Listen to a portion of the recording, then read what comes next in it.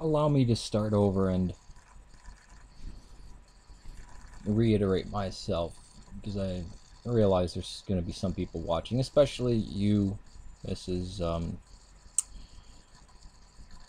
YouTube lady, atheist scholar of Christianity. Maybe this will help you understand why I have such contention with what you say. Beginning over 10 years ago, I found out that there were writings in between, not only between the period of Paul, or let's just say the Catholic epistles, between that period and Constantine. And in fact, there were, to my surprise, writings right after the Apostolic period, called the Apostolic Fathers or the Post-Apostolic Fathers. And I don't see how you could possibly have read these.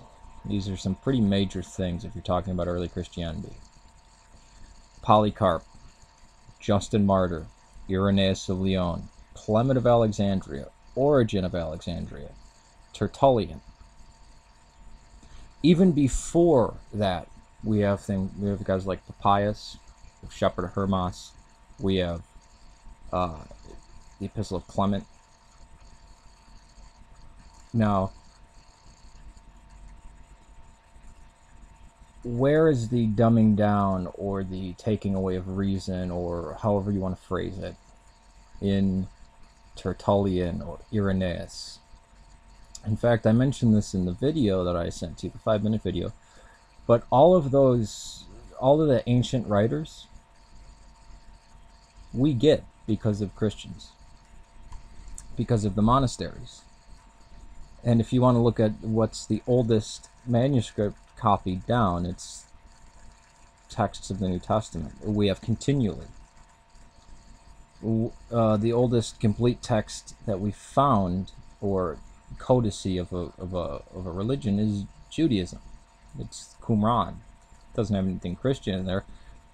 Yes, I know modern scholars speculate that it is a Christian group, that the teacher of righteousness, some fringe atheistic scholars say that was James, and some people possibly put it as Jesus. I don't buy that, though.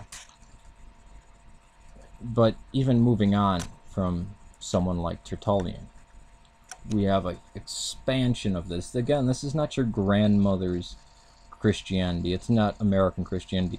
There is no literalism. Again, check out my video on Origen. And as for intolerance, towards forced prostitution, exposure of babies,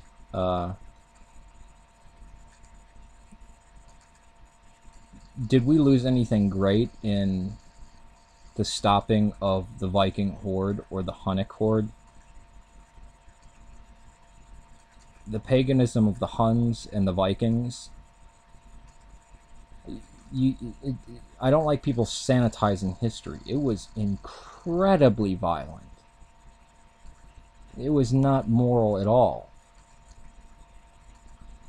Religion, well, there was no religion before the early Byzantine period, because they didn't use religio. They didn't have these concepts until Christamos and Judaismo, Christianity and Judaism, came about. But the gods were kind of a mix and a match. How do we know the Romans didn't value Stonehenge? Because they would have destroyed it and erected their own place of worship over there. It was the ideology. They could use the names of your god. They were not tolerant. Case in point, the Jews. They had a real tough time with the Jews. I mean, if you look from the Maccabean revolt, why they didn't exactly impose strict measures upon them, to 70 AD, to the Bar Kokhba revolt. The Romans being tolerant, no. I mean, you can slap a win on any, you can slap a, you know, Roman seal on anything and call it a win and say, oh yeah, we respected their gods. You slaughtered all their people and you said it's their God's will that you did that. So there's no competing ideologies here. With Christianity, there were violent emperors, and most of what we consider now as Orthodox were getting expelled from the empire, like, or having to write outside of it. Greats such as Athanasius Contra Mundo, going against Constantine after Constantine sided with the Arians. Yeah, the decision at Nicaea was about 300 to 2. The figures differ a little bit, but around that area of the main supporters of Arianism being Arius and Eusebius of Nicomedia. This is not Eusebius of Caesarea, although he is suspected of being Arian as well. I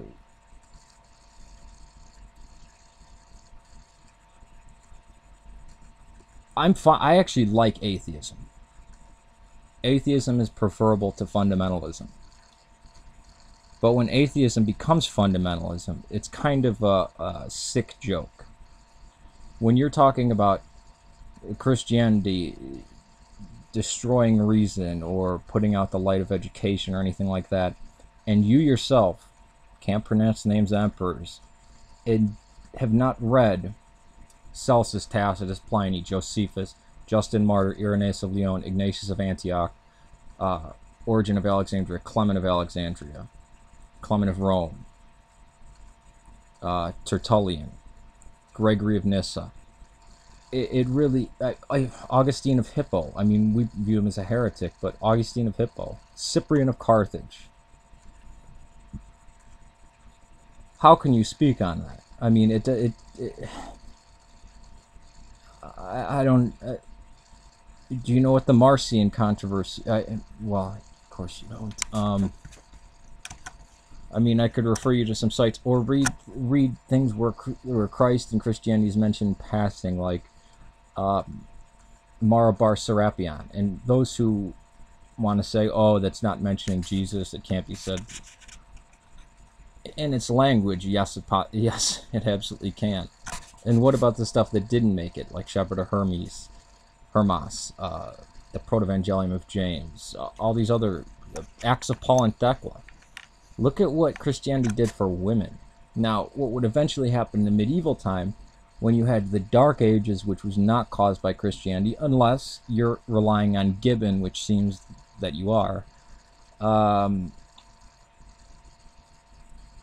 Again, the reason my reaction was so harsh, the Didache, the Diasilica, I mean, the reason why I was so harsh is because, yeah, part of my family's Muslim, the other part's Catholic. I didn't go with either of those religions, and I despise American Christianity. But one thing, the reason why I think American Christianity is so bankrupt and stupid is because of their open contempt for history, and yet they try to use history. I mean, even if you were using Suetonius or Tacitus in any reputable way, arguing from their points of view. But who preserved Platonism? Who preserved Neoplatonism? Platonism being from Plato, Neoplatonism getting influence from Plotinus, in case you don't know. Aristotelian thought. Again, if you say Muslims preserve this, you have to recognize that the Byzantine Empire had preserved a much wider bulk, and that it got slimmed down and went through the Muslims, and it was